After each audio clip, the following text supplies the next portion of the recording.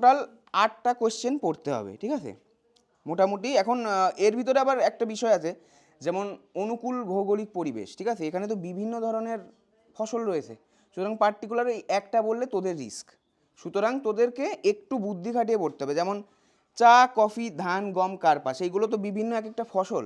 তো দেখবি প্রত্যেকটা অনুকূল ভৌগোলিক পরিবেশ যখন পড়বি, একটা মানে প্রাকৃতিক পরিবেশ, একটা অর্থনৈতিক পরিবেশ। এই অর্থনৈতিক পরিবেশটা সব জায়গায় কোথাও না কোথাও 19-20 একই রকম। প্রাকৃতিক পরিবেশের ক্ষেত্রেও কোথাও হয়তো বৃষ্টিপাত একটু বেশি একটু কম। সো ওই জায়গাগুলো যদি মনে রাখতে পারিস, সবগুলো ওভারঅল লেখাটা খুব একটা কঠিন না, ঠিক আছে। তো প্রথমটা লেখ 5 নম্বরের ভারত চ্যাপ্টার থেকে, অবলিক দিয়ে দিয়ে লিখবি। প্রথমে 1 নম্বর চা অবলিক কফি অবলিক ধান, টোটাল 5টা ফসল দেবো আমি। চা অবলিক কফি অবলিক ধান অবলিক গম অবলিক কার্পাস, চাষের অনুকূল ভৌগোলিক পরিবেশ, এই 5টা, ঠিক আছে। এই একটা যদি পড়িস দেখবি বাকি যে 4টে রয়েছে এই কোথাও হয়তো মৃত্তিকাটা, এই যে যেমন কার্পাসের মৃত্তিকাটা একটু আলাদা, তারপর হচ্ছে কোথাও মানে দুটো চা কফির ক্ষেত্রে যেমন বৃষ্টিপাতটা একটু আলাদা, কিন্তু অর্থনৈতিক পরিবেশ ওই কোথাও 19-20 একই রকম অনেকটা, ঠিক আছে। তো এটা হচ্ছে 1 নম্বর, ঠিক আছে। আচ্ছা 2 নম্বর, ভারতের পশ্চিমাঞ্চলে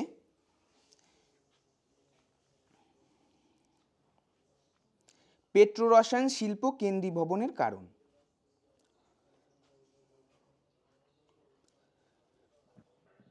ভারতের পশ্চিমাঞ্চলে পেট্রোরসায়ন শিল্প কেন্দ্রীভবনের কারণ। আচ্ছা, কেন্দ্রীভবনের কারণ এইটা কোথায়?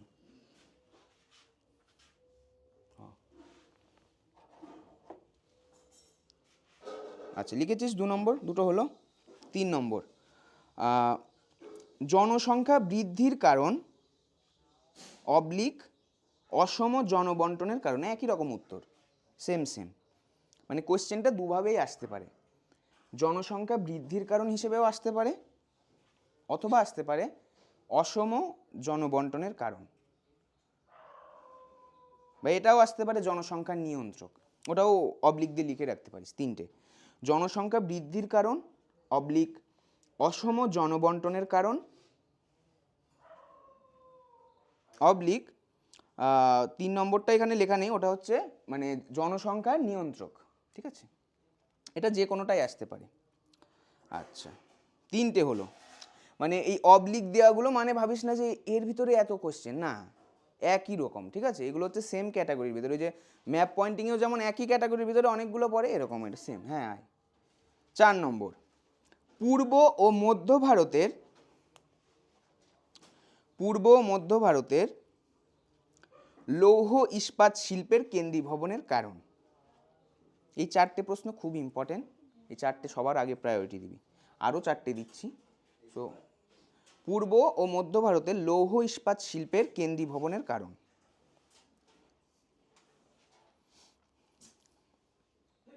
তাহলে এই 4টে সব থেকে বেশি গুরুত্ব দিবি, ঠিক আছে।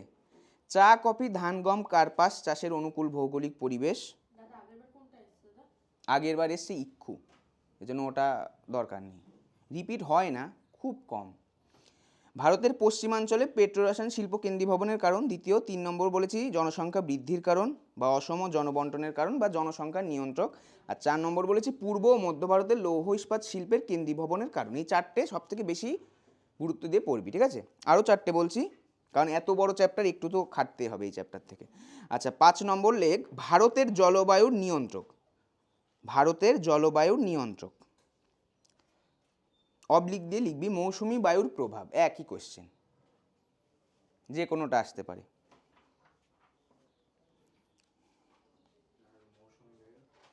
মৌসুমি বায়ুর প্রভাব। আচ্ছা সঞ্চিতা ওদের কাছ থেকে নিয়ে নিবি, ঠিক আছে, আগে কয়েকটা কোশ্চেন দিয়ে দিয়েছি। আচ্ছা আচ্ছা তারপরে হচ্ছে নগর গড়ে ওঠার কারণ ও নগরায়নের সমস্যা। নগর গড়ে ওঠার কারণ ও নগরায়নের সমস্যা, এগুলো কাটা কাটা কোশ্চেন হয়ে আসে, 2+3 বা 3+2 এইভাবে। নগর গড়ে ওঠার কারণ ও নগরায়নের সমস্যা।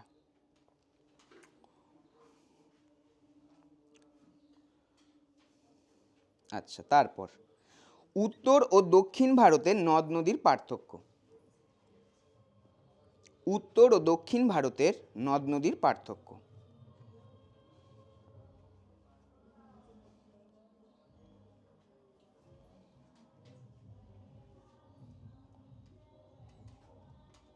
আচ্ছা, আর লাস্ট ভারতের পূর্ব ও পশ্চিম উপকূলের পার্থক্য। আচ্ছা, পার্থক্য যখন আসবে 5 নম্বরের, ওটা তোরা চেষ্টা করবি 6টা কিংবা 7টা দেওয়ার, একদম এক্স্যাক্টলি 5টা দিবি না, একটু। হ্যাঁ, ভারতের পূর্ব ও পশ্চিম উপকূলের পার্থক্য। তো এই চ্যাপ্টার থেকে তোদের এই 8টা কোয়েশ্চেন রেডি করতে হবে। প্রথম 4টে খুবই ভালো মতো, তারপরের 4টাও ভালো মতোই দেখবি, কারণ এত বড় চ্যাপ্টার থেকে যদি কিছু বাদ দেওয়ার চেষ্টা করিস তাহলে সমস্যা হয়ে যাবে, ঠিক আছে? সবাইকে বলছি। আচ্ছা, তো যেটা বললাম,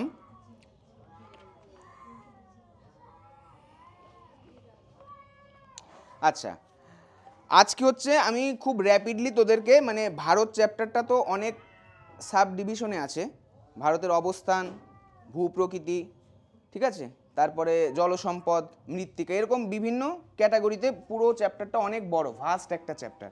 সুতরাং তোদের এখন এতটা পড়ার টাইম নেই, আমি তোদের জন্যে মানে প্রত্যেকটা যে সাব ক্যাটাগরি আলাদা আলাদা করে শর্ট রেডি করে নিয়েছি, ঠিক আছে? এগুলো পড়বি ফর এমসিকিউ, এসএকিউ বা শূন্যস্থান যে কোনো কিছুর ক্ষেত্রে, ঠিক আছে? স্তম্ভ, ঠিক আছে? আচ্ছা, তাহলে শুরু কর। তবে আমি একটা কথা বলবো, তোরা এই চ্যাপ্টারটা মানে যেই সাব ক্যাটাগরিগুলো আছে ওগুলোরও নাম লিখে নে, তাহলে পড়ার সময় সুবিধা হবে। প্রথমে উপরে লেখ ভারত, কারণ চ্যাপ্টারের নাম ভারত। তারপরে ক বলে লিখবি অবস্থান ও প্রশাসনিক বিভাগ। অর্থাৎ এটার মানে কি, মানে এখানে যেই শর্টগুলো দেবো সেই শর্টগুলোই অবস্থান, মানে ভারতের অবস্থান এবং প্রশাসনিক বিভাগ রিলেটেড থাকবে, ঠিক আছে? অবস্থান ও প্রশাসনিক বিভাগ সম্পর্কিত শর্টগুলো এখানে থাকবে, তাহলে পড়ার সময় সুবিধা হবে, মানে এলোমেলো হয়ে যাবে না। আচ্ছা, 1 নম্বর, ভারত কোন মহাদেশের অন্তর্গত? আচ্ছা, আজকে অ্যান্সারটা আমি সব বলেই দেবো, ঠিক আছে? কারণ আজকে প্রচুর প্রশ্ন আছে, একটা ভাস্ট চ্যাপ্টার, সুতরাং তোদেরকে আজকে অ্যান্সারটাও বলে দেওয়া হবে সঙ্গে সঙ্গে, ইনস্ট্যান্ট। তো প্রথম প্রশ্ন কি বললাম, ভারত কোন মহাদেশের অন্তর্গত? অ্যান্সার হবে এশিয়া।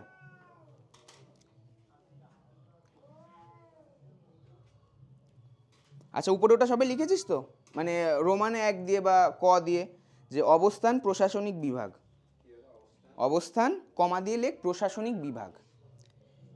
মানে ওই বইটাতে দেখবি টেক্সটে, ঠিক আছে, এক একটা সাব ক্যাটাগরি আছে, মানে পুরো যে বড় চ্যাপ্টারটা, মানে আমরা শুধু জানি ভারতের কৃষি আর শিল্প, তাই না?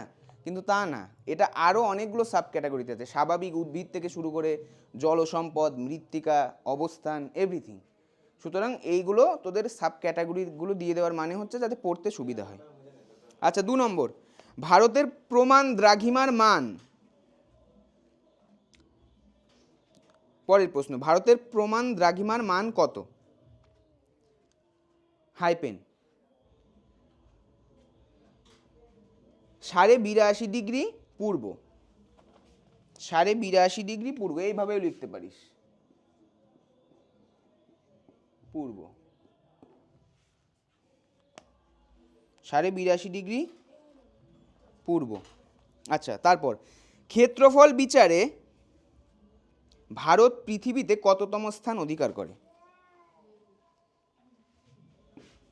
ক্ষেত্রফল বিচারে ভারত পৃথিবীতে কততম স্থান অধিকার করে? অ্যান্সার হবে 7ম। ক্ষেত্রফল বিচারে ভারত পৃথিবীতে কততম স্থান অধিকার করে? 7ম, 7th। তারপরের প্রশ্ন, ক্ষেত্রফল বিচারে, এখানে একটা ট্রিক্স কর, ওই ক্ষেত্রফল বিচারে লিখেছিস তো, সব ডট ডট দিতে থাক, শুধু একটা জায়গায় এশিয়ায় হবে। ক্ষেত্রফল বিচারে ভারত এই অবধি ডট ডট দে, দেওয়ার পরে এশিয়ায় কততম স্থান অধিকার করে, ওটা ছিল কি পুরো ওভারঅল পৃথিবীতে কততম স্থান, আর এটা হচ্ছে এশিয়ায় কততম স্থান অধিকার করে, এটা হবে 3য়। ডট ডট দিয়ে দে, তাহলে সময় বাঁচবে। নেক্সট কোয়েশ্চেন, 3য়, এশিয়ায় হচ্ছে 3য় ভারতের স্থান, আর হচ্ছে পৃথিবীতে 7ম। ওকে, বেশ। তারপর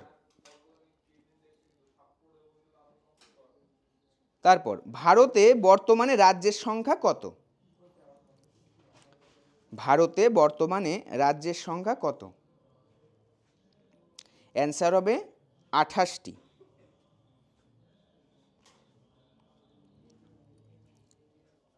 নেক্সট আবার সেম, 28টি।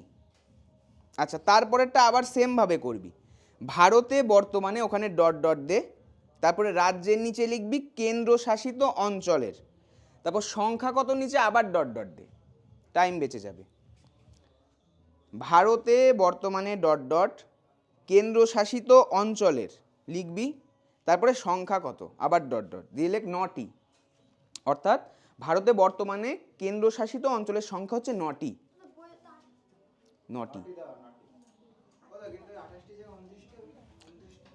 এখন বিষয়টা কি বলতো, মানে ভূগোলে যে তথ্যগুলো দেওয়া থাকে তো এগুলো পরিবর্তিত হতে থাকে, ঠিক আছে। যেমন নতুন যখন রাজ্য তৈরি হয়েছে তখন নতুন রাজ্য এসছে, ঠিক আছে। এই যে ইনফরমেশনগুলো এগুলো পরিবর্তন হতে থাকে, ঠিক আছে, এক এক বই, মানে এক একটা যত সাল এগোবে, ধর এখন পড়ছিস 28টি, এক বছর পর পরই 29টা, আবার তারপরে বছর 30টিও হয়ে যেতে পারে, ঠিক আছে। সো এই ইনফরমেশনগুলো কখনো একরকম থাকে না, কোনো বই 28টি আছে, কোনো বই 29টি। আমি যেই বই থেকে দেখেছি সেটা তো 28টি ছিল, তুই যেখান থেকে পড়ছিস ওখানে 29টি আছে, হয়তো 2 বছর পর ওটা 30টি হয়ে যাবে। কারণ রাজ্য তো মানে নবীন রাজ্য যেমন তৈরি হয়, আবার আগে যখন রাজ্য প্রথম হয়েছিল তখন কটা ছিল, তখন নিশ্চয়ই যে কটা ছিল এখন নিশ্চয়ই সে কটা নেই। সো এটা ভ্যারি করে, চেঞ্জ হতে থাকে, কেমন। বেশ, তারপর নেক্সট কোয়েশ্চেন, ক্ষেত্রফলের, ঠিক আছে, তাহলে ওটা এক কাজ কর, যে মানে 29টি যারা পড়েছিস, হ্যাঁ হ্যাঁ, যেখানে 29টা যারা পড়েছি 29টাও লিখে রাখ পাশে, ঠিক আছে। ও, 8টি দেওয়া আছে, তাহলে 9টি আছে এখানে, তো তা 8টিও লিখে রাখ, 9টিও লিখে রাখ, কারণ আমি যেখানে পড়েছি সেখানে 9টি ছিল, ঠিক আছে। 8টি, হ্যাঁ, আর ওটা হচ্ছে উপরেরটা 28টি।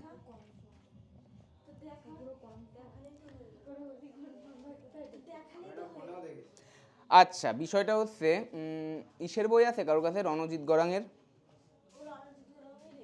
দেখি দে তো।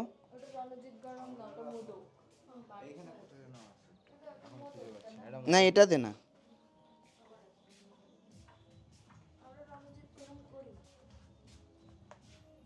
আচ্ছা ঠিক আছে, তোরা এক কাজ কর, ওটা দুটোই লিখে রাখ, কারণ দুটোই আছে, মানে আমি 9টিও দেখেছি, ঠিক আছে, ব্র্যাকেটে দুটোই লিখে রাখ।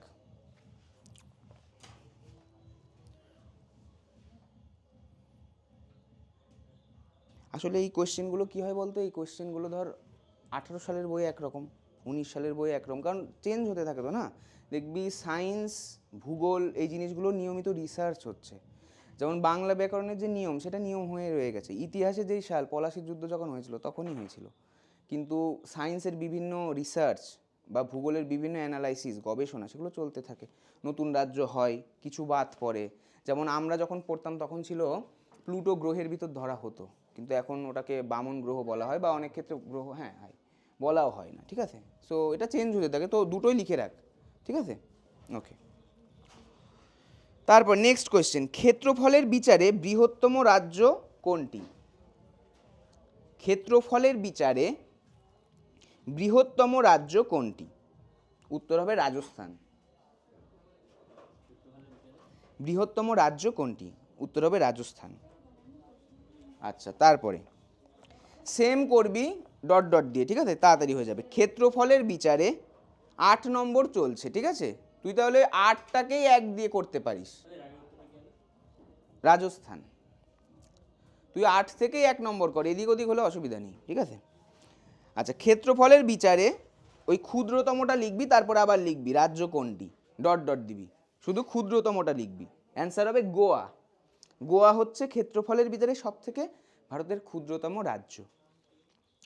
আচ্ছা, তারপর ক্ষেত্রফলের বিচারে ক্ষুদ্রতম রাজ্য কোনটি, তা আমি বলেছিলাম যে যেহেতু উপরেরটা লিখেছিস বৃহত্তম, নিচেরটা ক্ষেত্রফলের বিচারে লেখার দরকার নেই, ওই ম্যাথে যেমন ঐকিক নিয়মে ডট ডট দিস ওভাবে ডট ডট দিয়ে দিবি, ক্ষুদ্রতম লেখার পরে আবার ডট ডট দিবি, রাজ্য কোনটি, তাহলে সময় বাঁচবে, এফোর্ট বাঁচবে। গোয়া অ্যান্সার হবে, ঠিক আছে, ক্ষুদ্রতম। আর বৃহত্তম কি বললাম, রাজস্থান। আচ্ছা বেশ, তারপরে নেক্সট কোয়েশ্চেন, ক্ষেত্রফলের বিচারে বৃহত্তম কেন্দ্রশাসিত অঞ্চল কোনটি? ওটা ছিল রাজ্য, এটা কেন্দ্রশাসিত অঞ্চল। ক্ষেত্রফলের বিচারে বৃহত্তম, হ্যাঁ আয়, হ্যাঁ আয় ক্ষেত্র, হ্যাঁ আয় আয় আয় আয় সব চলে আয়, অনেক লেট হয়ে গেছে। আয়। ক্ষেত্রফলের বিচারে বৃহত্তম কেন্দ্রশাসিত অঞ্চল কোনটি? লিখেছিস? অ্যান্সার হবে লাদাখ। হ্যাঁ আয়, লাদাখ। যেমন আগে জম্মু কাশ্মীর একটা রাজ্য ছিল, কিন্তু এখন আর সেটা নেই, এখন সেটা কেন্দ্রশাসিত অঞ্চল হয়ে গেছে, লাদাখ এবং জম্মু কাশ্মীর। হ্যাঁ আয় আয় আয় সবাই। আচ্ছা, তারপরে নেক্সট কোয়েশ্চেন, ক্ষেত্রফলের বিচারে ক্ষুদ্রতম কেন্দ্রশাসিত অঞ্চল কোনটি? ওটা গেল বৃহত্তম। এটাও সেম করবি যেটা বললাম, ডট ডট দিয়ে, শুধু ক্ষুদ্রতমটা লিখবি। লাক্ষাদ্বীপ, অ্যান্সার হবে লাক্ষাদ্বীপ। ওকে, ক্ষেত্রফলের বিচারে বৃহত্তম কেন্দ্রশাসিত অঞ্চল কোনটি? ওটা হবে লাদাখ। তারপরের প্রশ্ন, ক্ষেত্রফলের বিচারে ক্ষুদ্রতম কেন্দ্রশাসিত অঞ্চল কোনটি? তো সবগুলো নিচে ওই ঐকিক নিয়মের মতো ডট ডট দিয়ে দে, শুধু ওখানে ক্ষুদ্রতম আর ওখানে বৃহত্তম লিখবি, ওটা হবে লাক্ষাদ্বীপ। আচ্ছা নেক্সট, ভারতের নবীনতম রাজ্য কোনটি? ভারতের নবীনতম রাজ্য কোনটি? অ্যান্সার হবে তেলেঙ্গানা। আচ্ছা নেক্সট, তেলেঙ্গানা নবীনতম রাজ্য। আচ্ছা, তারপর 2020 সাল থেকে অন্ধ্রপ্রদেশের রাজধানীর নাম কি?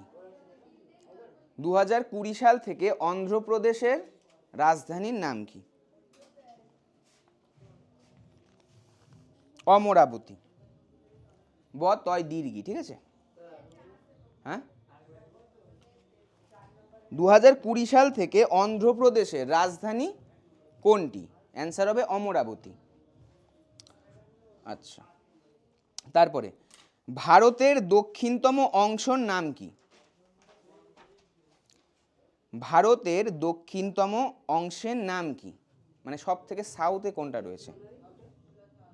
কোনটা বল? অমরাবতী। ভারতের দক্ষিণতম অংশের নাম কি? দক্ষিণতম অংশ, এই জায়গাটা অনেক কনফিউজিং হয়, অনেকেই লেখে কন্যাকুমারিকা, কিন্তু অ্যান্সারটা ভুল। অ্যান্সারটা হবে ইন্দিরা পয়েন্ট। কেন, সেটার উত্তরটা পরের প্রশ্নে পেয়ে যাবি, ঠিক আছে? ভারতের, এখন লেখ, ভারতের দক্ষিণতম অংশের নাম কি? ইন্দিরা পয়েন্ট। আচ্ছা, এবার পরের যে প্রশ্ন, এটার উত্তর হবে কন্যাকুমারিকা। তাহলে প্রশ্নটা কি সেটা শোন। ভারতের মূল ভূখণ্ডের দক্ষিণতম অংশ কোনটি? দেখেছিস তাহলে কোথায় ট্রিকি পার্টটা? ওটা হচ্ছে মূল ভূখণ্ডের, মানে ভারতের যে ম্যাপ, সেই ম্যাপের যে মূল ভূখণ্ড, সেখানে সব থেকে দক্ষিণতম হবে কন্যাকুমারিকা অন্তরীপ। কিন্তু যদি বলা হয় সব থেকে দক্ষিণতম অংশ কোনটি, তাহলে কি হবে? ইন্দিরা পয়েন্ট। দক্ষিণতম অংশ কোনটি? কন্যাকুমারিকা। কারণ ভারতের যে আমরা ম্যাপটা দেখি, ঠিক আছে, যে এরকম করা, ওটা কিন্তু শুধুমাত্র মানে ম্যাপ না, নিচে যে লাক্ষাদ্বীপ রয়েছে, আন্দামান রয়েছে, ওইগুলোও কিন্তু ভারতের ম্যাপের ভেতরেই পড়ে। সুতরাং সব থেকে দক্ষিণতম অংশ হচ্ছে ইন্দিরা পয়েন্ট, ওটা হচ্ছে ভারত মহাসাগরে অবস্থান করে, ঠিক আছে? আর যেটা হচ্ছে মূল ভূখণ্ডে সব থেকে দক্ষিণতম অংশ, সেটা হচ্ছে কন্যাকুমারিকা। ক্লিয়ার? এটা পরীক্ষায় আসলে যেন ভুল না হয়, ঠিক আছে? আচ্ছা, তারপরে সার্কের সদর দপ্তর কোথায়? সার্ক, SAARC, সার্কের সদর দপ্তর কোথায়? অ্যান্সার হবে নেপালের কাঠমান্ডুতে। নেপালের কাঠমান্ডুতে। আচ্ছা, তারপরে পরের প্রশ্ন, সার্কের পুরো কথা কি? সাউথ এশিয়ান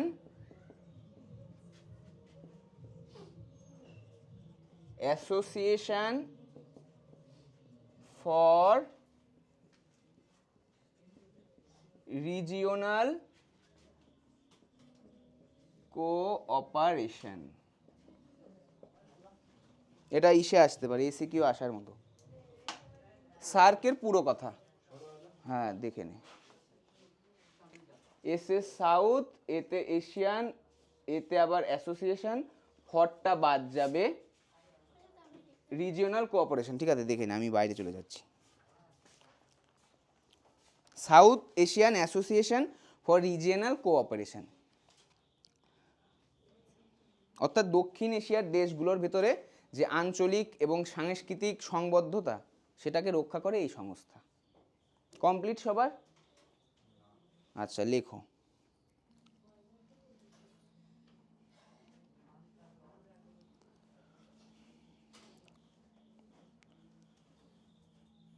আচ্ছা তারপর নেক্সট কোশ্চেন, ভারত পাকিস্তানের সীমারেখাকে কি বলে? ভারত পাকিস্তানের সীমারেখাকে কি বলে? অ্যান্সার হবে Radcliffe line. Radcliffe line. Bharat পাকিস্তানের সীমারেখাকে কি বলে? Radcliffe line. আচ্ছা এটা হয়ে গেছে তো, মুছে ফেললাম।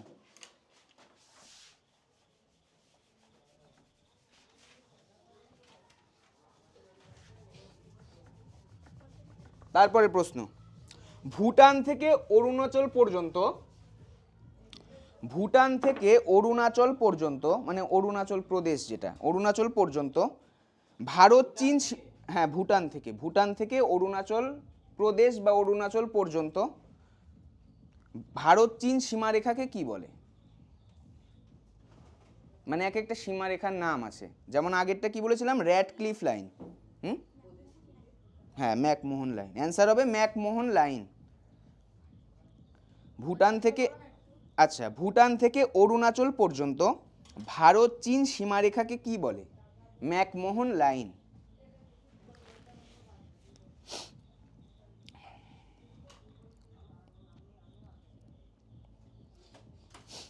তারপর নেক্সট কোশ্চেন, পাকিস্তান আফগানিস্তানের সীমারেখাকে কি বলে? পাকিস্তান আফগানিস্তানের সীমারেখাকে কি বলে? এটাও একটা লাইন, কি লাইন বলতো, কেউ পারবি? Durand line. ডুরান্ড লাইন, এখানে অনেকগুলো লাইন আছে, যে কোনোটা আসতে পারে পরীক্ষায়। ডুরান্ড, ডুরান্ড লাইন, লাস্টে দন্তের নয় ডয়, ডুরান্ড লাইন। আচ্ছা নেক্সট কোয়েশ্চেন, কত সালে, সিঙ্গেল ইনভার্টেড কমার মধ্যে লিখবি, রাজ্য পুনর্গঠন কমিশন স্থাপিত হয়? রাজ্য পুনর্গঠন কমিশনটা সিঙ্গেল ইনভার্টেড কমার মধ্যে থাকবে, ওকে? কত সালে রাজ্য পুনর্গঠন কমিশন স্থাপিত হয়? অ্যান্সার হবে 1953 সালে। বা কোশ্চেনটা এভাবেও আসতে পারে, কমিশন, প্রশ্নটা এভাবেও আসতে পারে যে 1953 সালে কোন কমিশন স্থাপিত হয়েছিল, মানে রাজ্য গঠনের ক্ষেত্রে 1953 সালে রাজ্য গঠনের ক্ষেত্রে কোন কমিশন স্থাপিত হয়েছিল, আসতেই পারে। তাহলে কি অ্যান্সার কি হবে? রাজ্য পুনর্গঠন কমিশন। আবার যদি এভাবেও আসতে পারে, কত সালে রাজ্য পুনর্গঠন কমিশন স্থাপিত হয়েছিল, তাহলে 1953 সালে। ঠিক আছে, তারপর নেক্সট কোয়েশ্চেন, 2015 সালে ছিটমহল বিনিময় চুক্তি কোথায় স্বাক্ষরিত হয়?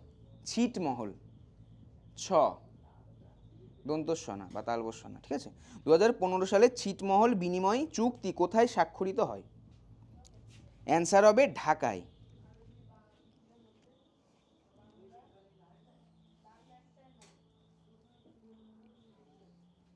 আচ্ছা এবার এই পার্টের লাস্ট কোশ্চেন, এই চ্যাপ্টারের লাস্ট কোশ্চেন না, এই পার্টের লাস্ট কোশ্চেন, সেটা কি, কত সালে জম্মু কাশ্মীর পূর্ণ রাজ্যের মর্যাদা হারে? যে আমি বললাম যে আগে আমরা জানতাম যে জম্মু কাশ্মীর একটা মানে সম্পূর্ণ রাজ্য, কিন্তু এখন সেটা নেই, এখন সেটা জম্মু ও কাশ্মীর এবং লাদাখে বিভক্ত হয়ে গেছে। ঠিক আছে, কত সালে জম্মু কাশ্মীর পূর্ণ রাজ্যের মর্যাদা পায়? 2019 সালে, মানে মর্যাদা হারায়, সরি, পূর্ণ রাজ্যের মর্যাদা হারায়, মানে আগে রাজ্য ছিল এখন কেন্দ্রশাসিত অঞ্চল হয়ে গিয়েছে। ওকে, আবার বলছি, কত সালে জম্মু কাশ্মীর পূর্ণ রাজ্যের মর্যাদা হারায়? 2019 সালে।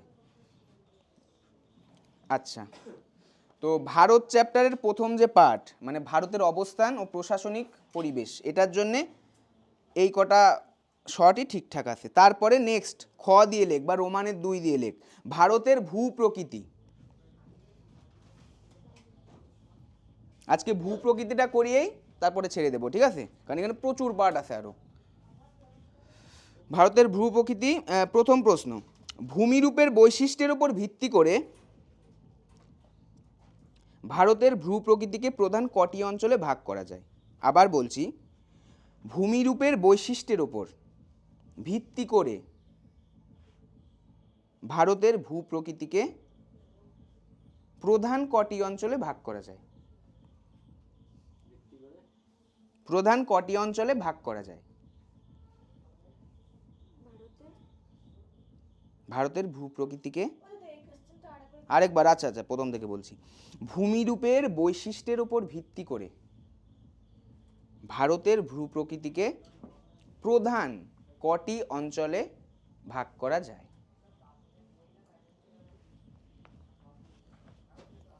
অ্যান্সার হবে 5টি।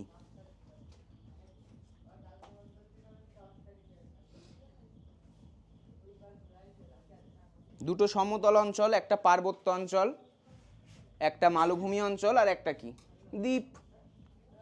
আচ্ছা, তারপরে পরের কোয়েশ্চেন, কারাকোরাম পর্বত কি নামে পরিচিত? কারাকোরাম পর্বত কি নামে পরিচিত?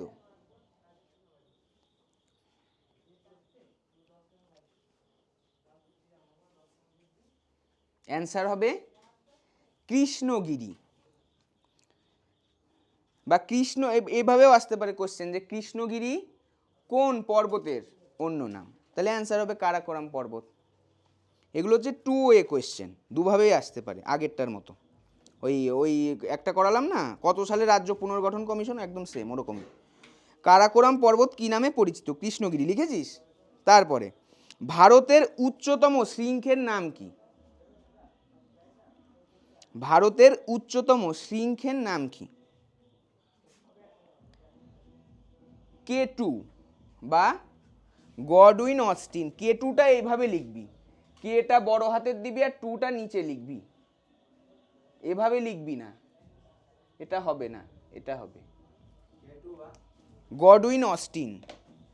যদি এই নামটা মনে না থাকে K2 দিলেও নাম্বার পাবি, ঠিক আছে, তাও আমি দুটোই বলে দিচ্ছি, গডউইন অস্টিন।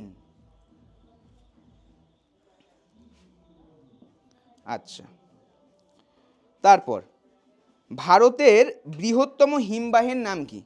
আচ্ছা, এটা যখন আমি প্রথম চ্যাপ্টার করিয়েছিলাম তখন আই থিঙ্ক লিখেছিলাম, বল তো পড়েছিস কিনা? হ্যাঁ,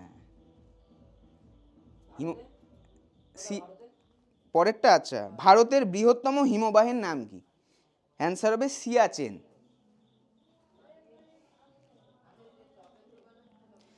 সিয়াচেন। আচ্ছা, তারপর ভারতের উচ্চতম মালভূমির নাম কি?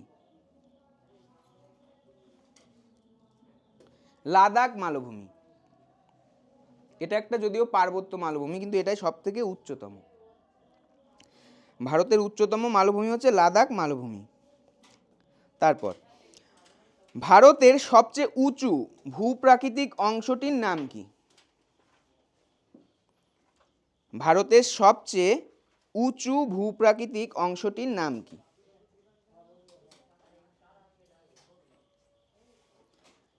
অ্যান্সার হবে হিমালয়। উঁচু ভূপ্রাকৃতিক অংশের নাম কি? ভারতের সবচেয়ে উঁচু ভূপ্রাকৃতিক অংশের নাম কি? অ্যান্সার হবে হিমালয়। আচ্ছা, তারপরে কোশ্চেনটা ওই ঐকিক নিয়মের মতো ডট ডট দিবি। ভারতের সবচেয়ে লেখার দরকার নেই, ডট ডট, উঁচুর জায়গায় লিখবি বৃহত্তম, ওকে, তারপরে আবার ভূপ্রাকৃতিক অংশের নিচে ডট ডট। কি বললাম? ভারতের সবচেয়ে ডট ডট, উঁচুর নিচে লিখবি বৃহত্তম, তারপরে ভূপ্রাকৃতিক অংশের নিচে আবার ডট ডট। অর্থাৎ ভারতের সবচেয়ে বৃহত্তম ভূপ্রাকৃতিক অংশের নাম কি? এটা হবে উপদ্বীপীয় মালভূমি। উপদ্বীপীয় মালভূমি।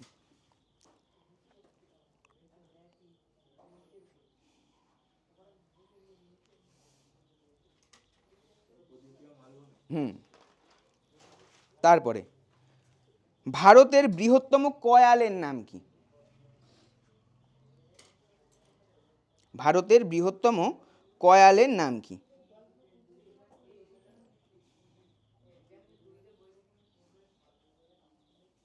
অ্যান্সার হবে ভেম্বনাদ। ভেম্বনাদ।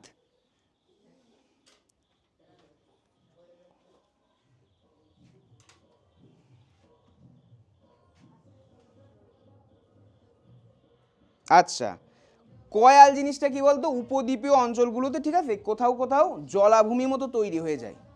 মানে যে উপদ্বীপীয় যে অঞ্চলগুলো, সেখানে কোনো কোনো ক্ষেত্রে প্রাকৃতিক কারণে, ভূপ্রাকৃতিক কারণে এক একটা বৃহৎ বা ক্ষুদ্র জলাভূমি মতো তৈরি হয়, সেই গুলোকে বলা হচ্ছে কয়াল। সেটা হচ্ছে ভারতের সবথেকে বড়, যেটা বৃহত্তম, সেটা হচ্ছে ভেম্বনাদ। ওকে। তারপরে ভারতের উচ্চতম গিরিপথ বা উচ্চতম গিরিপথের নাম কি? ভারতের উচ্চতম গিরিপথের নাম কি? এটারও দুটো নাম আছে, ওই কেটুর মতো দুটো নাম আছে। একটা হচ্ছে মানা, ওই যে বলে না বারণ বা মানা, ওখানে যাওয়া মানা, ওই সেই মানা, বা ডুংরি লা। ডুংরি গ্যাপ দিয়ে লা, এটা হচ্ছে স্থানীয় ভাষা, ডুংরিলা। যদি এটা মনে না থাকে তাহলে মানা লিখে নিবি, যেটা লিখবি সেটাই হবে। আচ্ছা, তারপরে হিমালয় সংক্রান্ত গবেষণা কেন্দ্রটি কোথায় অবস্থিত?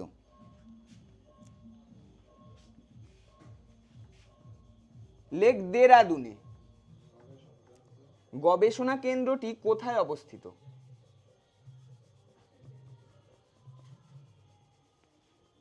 অ্যান্সার হবে দেরাদুনে।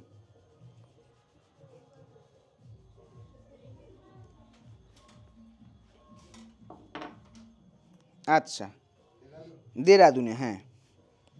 তারপরের কোয়েশ্চেন, তাল কি? এটার অ্যান্সারটা একটু বড় হবে। তাল কি? কুমায়ুন হিমালয়ের, কুমায়ুন কুমায়ুন কুমায়ুন হিমালয়ের হিমবাহ সৃষ্ট হ্রদগুলিকে স্থানীয় ভাষায় তাল বলে। কি বললাম?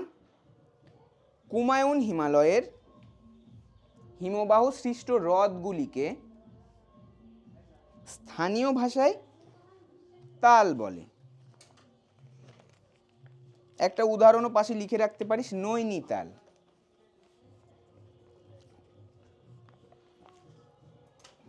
আচ্ছা, নেক্সট কোয়েশ্চেন, দুন কি? নৈনিতাল, নৈনিতাল।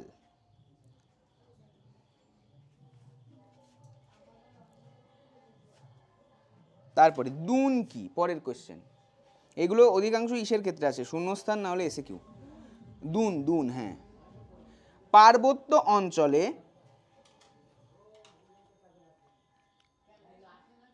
হ্রদ কর্তৃক সৃষ্ট উপত্যকাগুলিকে স্থানীয় ভাষায় দুন বলে। আবার বলছি, পার্বত্য অঞ্চলে হ্রদ কর্তৃক, লেক বা হ্রদ কর্তৃক সৃষ্ট উপত্যকাগুলিকে স্থানীয় ভাষায় দুন বলে। পার্বত্য অঞ্চলে হ্রদ কর্তৃক সৃষ্ট উপত্যকাগুলিকে স্থানীয় ভাষায় কি বলে? দুন বলে। যেমন ব্র্যাকেটে একটা উদাহরণ লিখে রাখতে পারিস, দেরাদুন। দেরাদুনও কিন্তু এরকমই একটা জায়গায়, মানে ওটা একটা উপত্যকা বা ভ্যালি তে ওই শহরটা গড়ে উঠেছে, যার কারণে ওটা, ওই জায়গাটার নাম দেরাদুন। আচ্ছা, তারপরে দেরাদুন, হ্যাঁ, একটা উদাহরণ লিখে রাখবি তাহলে সুবিধা হয়। আচ্ছা, তারপরে নেক্সট কোয়েশ্চেন, হিমালয়ের উত্তরে, হিমালয়ের উত্তরে মাথার চুলের কাটার নেই। মাথার চুলের কাটার নেই, যে যে ক্লিপগুলো পড়ে না, ওই ক্লিপ। হিমালয়ের উত্তরে মাথার চুলের কাটার নেই তীক্ষ্ণ বাঘকে কি বলে?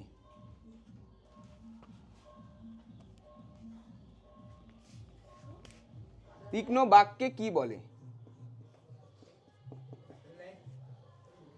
তীক্ষ্ণ বাঘকে কি বলে?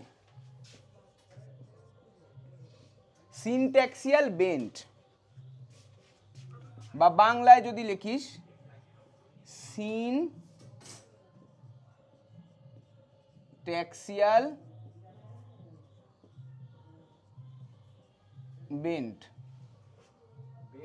বেন্ট, হ্যাঁ বাঁক। ওই যে বলা হয় না যে আমার এই ফোনটা মানে বেন্ড করা যায় না, ঠিক আছে, অ্যান্টি বেন্ডেবল মানে কি বাঁক, ঠিক আছে, সিনট্যাক্সিয়াল বেন্ট। আচ্ছা তারপরে আবার এটাও আসতে পারে পরীক্ষায় যে সিনট্যাক্সিয়াল বেন্ট কাকে বলে, তাহলে কি লিখবি, হিমালয়ের উত্তরে মাথার চুলের কাটার নেই যায় তীক্ষ্ণ বাঁক তাকে বলা হয়। এটাও 2A কোশ্চেন। নেক্সট, পঞ্চনদের দেশ কোনটি? পরের কোশ্চেন, পঞ্চনদের দেশ কোনটি? এটা হয়ে গেছে, মুছে ফেললাম। পঞ্চনদের দেশ কোনটি? এটা তো পারা উচিত, বলতো কেউ? পাঞ্জাব, হ্যাঁ অ্যান্সার হবে পাঞ্জাব। তারপরে গঙ্গা যমুনার মধ্যবর্তী সমভূমিকে কি বলে? গঙ্গা যমুনার মধ্যবর্তী সমভূমিকে কি বলে? দোয়াব, অ্যান্সার হবে দোয়াব। গঙ্গা যমুনার মধ্যবর্তী সমভূমিকে কি বলে? অ্যান্সার হবে দোয়াব। দোয়াব, হ্যাঁ। পরের কোশ্চেন, উচ্চ গঙ্গা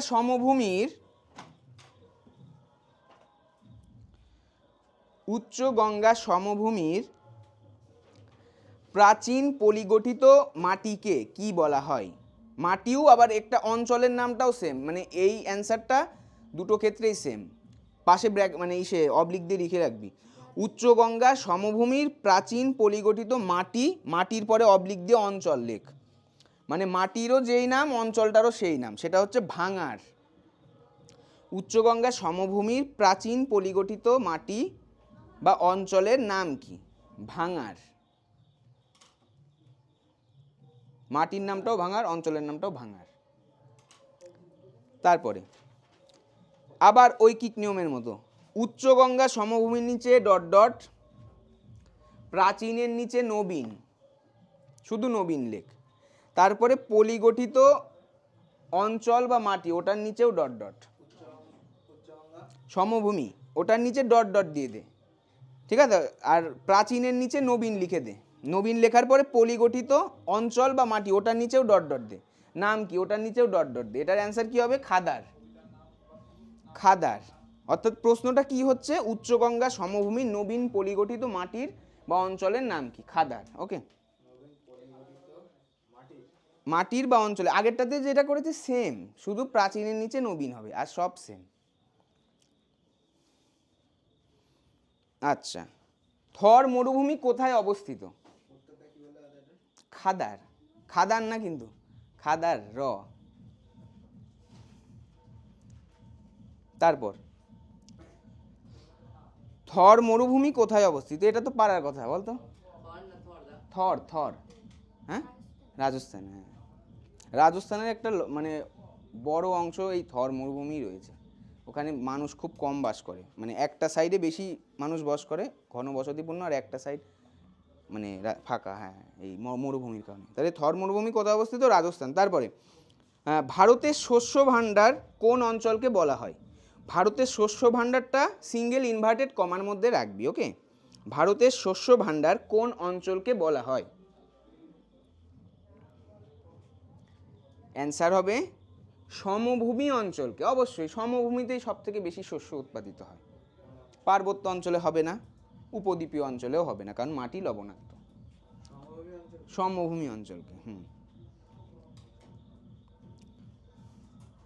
আচ্ছা, তারপরে থর মরুভূমির চলমান বালিয়াড়িকে কি বলা হয়? থর মরুভূমির চলমান বালিয়াড়িকে কি বলা হয়? অ্যান্সার হবে ধ্রিয়ান। থর মরুভূমির চলমান বালিয়াড়িকে কি বলা হয়? উত্তর হবে ধ্রিয়ান।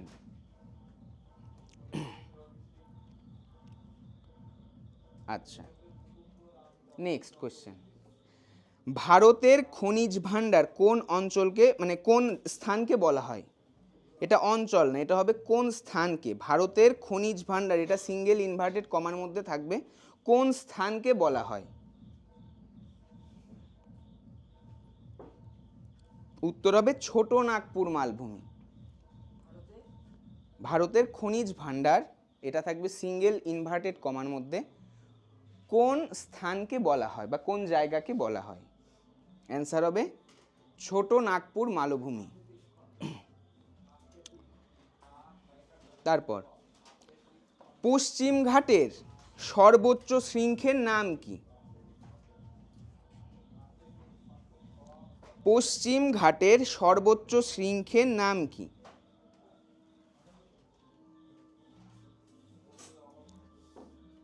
অ্যান্সার হবে ভাভুল মালা। ভাভুল, খুব অড নামগুলো, কারণ এগুলো হচ্ছে সেখানকার স্থানীয় নাম।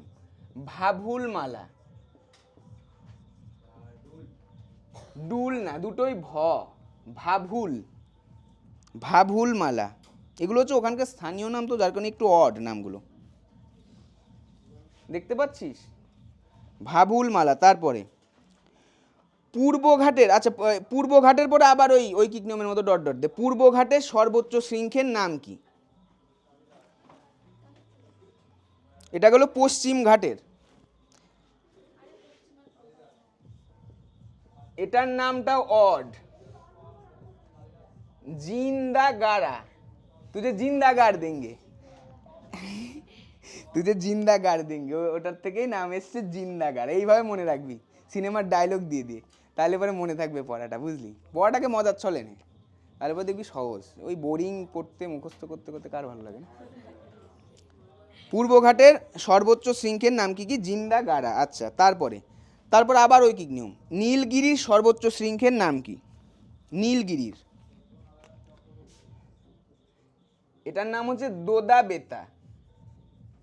খুব অড লাগছে নামগুলো, কারণ এখানে এই জায়গাগুলোর স্থানীয় নাম এগুলো, যার কারণে নামগুলো একটু অড। দোদা বেতা। নীলগিরির সর্বোচ্চ শৃঙ্খের নাম কি? আচ্ছা, তাহলে এটা হচ্ছে পশ্চিম ঘাটের, এটা পূর্ব ঘাটের, আর এটা হচ্ছে নীলগিরির। তারপরে কোশ্চেন, লাভা মালভূমির অপর নাম কি? লাভা মালভূমির অপর নাম কি? এটা মুছে দিলাম, হ্যাঁ, সবার হয়েছে? হয়েছে সবার? আচ্ছা, বেশ। লাভা মালভূমির অপর নাম কি? লেখ ডেকান ট্র্যাপ, বা প্রশ্ন আসতে পারে ডেকান ট্র্যাপ কি? লাভা মালভূমি যে ধাপের ন্যায় অবস্থান করে, যার কারণে একে বলা হয় ডেকান ট্র্যাপ। লিখে দিবি 1 নম্বরের শর্টে আসলে। ট্র্যাপ মানে ধাপ, ডেকান ট্র্যাপ, ঠিক আছে? আচ্ছা, তারপরে ভারতের সর্বাধিক গুরুত্বপূর্ণ জীববৈচিত্র্য অঞ্চলটির নাম কি? ভারতের সর্বাধিক গুরুত্বপূর্ণ জীববৈচিত্র্য অঞ্চলটির নাম কি?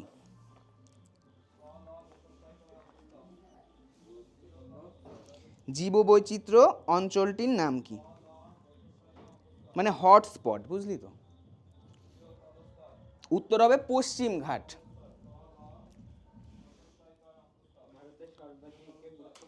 গুরুত্বপূর্ণ জীববৈচিত্র্য অঞ্চলটির নাম কি? পশ্চিম ঘাট। আচ্ছা, তারপরে ভারতের বৃহত্তম লেগুনের নাম কি? এটা পারা উচিত, এটা বোধহয় হ্যাঁ ফার্স্ট চ্যাপ্টারের সময় করেছিলাম। না, ফার্স্ট চ্যাপ্টার না, সরি, এটা হচ্ছে প্রথম দিন ম্যাপ পয়েন্টিং বলেছিলাম। ভারতের বৃহত্তম লেগুনের নাম কি? লেগুন, হ্যাঁ, চ দিয়ে কেউ একটা কথা বলছিল। হ্যাঁ, এই তো শুভ পেরেছে। ও তুই, আচ্ছা, সবাই পেরেছে, ভালো। ভারতের বৃহত্তম লেগুনের নাম কি? চিল্কা হ্রদ, ঠিক আছে? লেগুন কি? লেগুন থেকে বোঝা যাচ্ছে মানে উপকূলবর্তী অঞ্চলে যে সাগর বা মহাসাগর রয়েছে তার থেকে কিছুটা মানে বাইরে একটা মানে আলাদা অংশ, মানে কিছুটা হ্রদ বা কিছুটা একটা লেকের মতো আলাদা আকারে ধারণ করে। যেমন এই চিল্কা হ্রদটা কীরকম, আমরা যখন ম্যাপ পয়েন্টিংয়ে দেখিয়েছিলাম, ধরে এই যে ভারত মহাসাগর এদিক যাচ্ছে, আর এই দিক থেকে হালকা হ্রদের মতো একটা অংশ সারফেস করে তৈরি হয়েছে, এটা হচ্ছে চিল্কা হ্রদ ছিল, তাই এটাকে বলা হয় লেগুন। ঠিক আছে, এটার যে টার্ম সেই টার্মটা হচ্ছে লেগুন, তাই এটা কোথায়? চিল্কা হ্রদ। ঠিক আছে, এটা হবে বৃহত্তম। আচ্ছা তারপরে আর আছে এ তো শেষের দিকে, আর আছে হচ্ছে তিনটে আছে, আর তিনটে আছে। প্রচুর কোয়েশ্চেন, একদিনে সব লেখানো যাবে না, এই জন্যই তো আমি বললাম পরের সপ্তাহ লাগবে প্রচুর। আচ্ছা তারপরে দক্ষিণ ভারতের শস্য ভাণ্ডার বলা হয় কোন অঞ্চলকে? না কোন অঞ্চলকে না, কোন স্থানকে? দক্ষিণ ভারতের শস্য ভাণ্ডার, এটা হচ্ছে সিঙ্গেল ইনভার্টেড কমার মধ্যে রাখবি। দক্ষিণ ভারতের শস্য ভাণ্ডার বলা হয় কোন স্থানকে বা কোন জায়গাকে? উত্তর হবে কাবেরী বদ্বীপকে। কোন স্থানকে বা কোন জায়গাকে? আবার আমি পুরোটা বলছি, দক্ষিণ ভারতের শস্য ভাণ্ডার সিঙ্গেল ইনভার্টেড কমার মধ্যে থাকবে, কোন স্থানকে বা কোন জায়গাকে বলা হয়? উত্তর হবে কাবেরী বদ্বীপ। আচ্ছা তারপরে দুটি আগ্নেয় বদ্বীপের উদাহরণ দাও। এটা হচ্ছে সেকেন্ড লাস্ট কোয়েশ্চেন, এরপরে হবে লাস্ট কোয়েশ্চেন, মানে এই চ্যাপ্টারের না, এই পার্টের। দুটি আগ্নেয় বদ্বীপের বা বদ্বীপের না, দুটি আগ্নেয় দ্বীপের উদাহরণ দাও।